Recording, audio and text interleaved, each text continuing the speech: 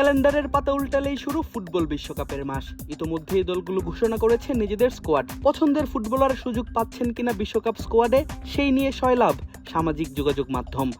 Argentina, Brazil, Portugal, Germany, Spain নিয়ে Facebook, টুইটারে ব্যস্ত দেশের ক্রীড়া সমর্থকরা। যখন ফুটবল বিশ্বকাপ নিয়ে বুধ দেশের জনসাধারণ, তখনই দেশের ক্রিকেট প্রেমীদের জন্য বড় চমক দিল জিম্বাবুয়ে ক্রিকেট। প্রকাশ করলো বাংলাদেশ এবং জিম্বাবুয়ের মধ্যকার দ্বিপাক্ষিক সিরিজের সময়সূচি। আর সেখানেই দেখা গেল ফুটবল বিশ্বকাপের ফাইনালের দিন মাঠে টি-20 ক্রিকেট ম্যাচ খেলতে নামবে বাংলাদেশ এবং জিম্বাবুয়ে। আগামী 19 জুলাই আমেরিকার নিউ জার্সির মেটলাইফ স্টেডিয়ামে অনুষ্ঠিত হবে বিশ্বকাপ ফুটবলের ফাইনাল ম্যাচ। সেই একই দিন জিম্বাবুয়ের বুলাওয়েতে তাদেরই বিপক্ষে তৃতীয় টি-20 ম্যাচটা খেলতে নামবে লিটন কুমার দাসের দল।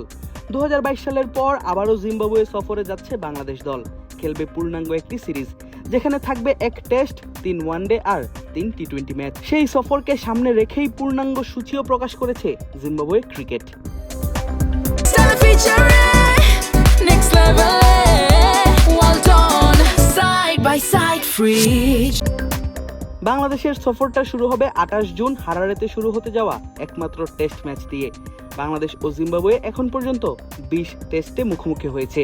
সর্বশেষ গত বছর বাংলাদেশের 2 টেস্ট ম্যাচের সিরিজ ছিল 1-1 সমতার।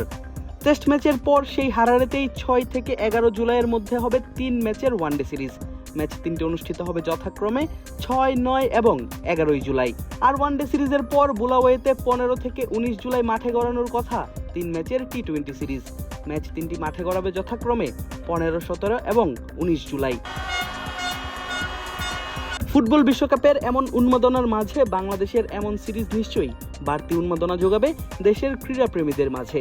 বিশেষ করে দেশের ক্রিকেট প্রেমীরা পাবেন নিজেদের ব্যস্ত রাখার বাড়তি এক খোরাক। ব্যাপারটা আরো বেশি স্পেশাল জিম্বাবুয়ের দর্শকদের জন্য।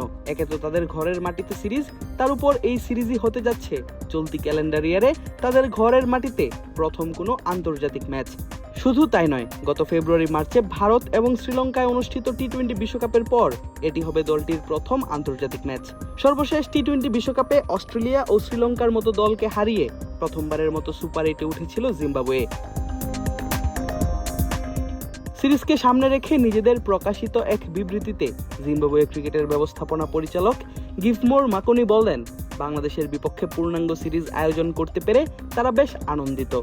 সব সংস্করণে প্রতিদ্বন্দ্বিতাপূর্ণ ও রোমাঞ্চকর সিরিজের প্রত্যাশায় বাংলাদেশের জিম্বাবুয়ে সফর নিশ্চিত করতে পেরে আমরা আনন্দিত।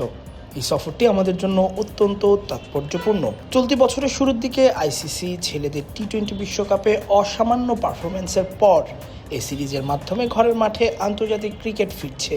2022 সালের সর্বশেষ বাংলাদেশের জিম্বাবুয়ের সফরে ছিল না কোনো টেস্ট ম্যাচ। এবার 3 ম্যাচের টি-20 এবং ওয়ানডে সিরিজের দুটিই বাংলাদেশ হেরেছিল 2-1 ব্যবধানে। সেই হারের ক্ষত ভোলানোর সুযোগ এবার লিটন শান্তদের সামনে। আদিব আশরাফ, ক্রিক ফ্রেন্সি।